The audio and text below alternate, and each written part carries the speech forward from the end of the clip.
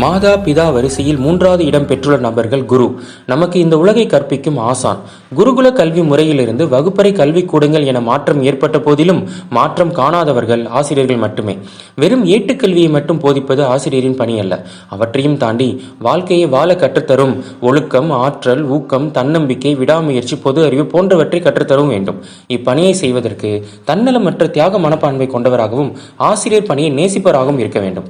ஆசிரியர் பணியை புனித பணியாக கருதி பிற ஆசிரியர்களுக்கு முன் உதாரணமாக விளங்குவரை சிறப்பிக்கும் வகையில் ஆசிரியர் தினம் கொண்டாடப்படுகிறது.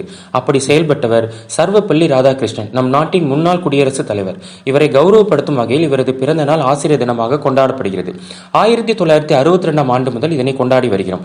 எனது பிறந்த நாளை கொண்டாடுவதற்கு பதிலாக ஆசிரியர் தினமாக கொண்டாடினால் அது தமக்கு மிகவும் பெருமை, பாக்கியம் என ராதாகிருஷ்ணன் கூறினார். உண்மையை கூற வேண்டுமென்றால் ஆசிரியர்களை கொண்டாட ஒரு நாள் மட்டும் போதாது என்பதே உண்மை.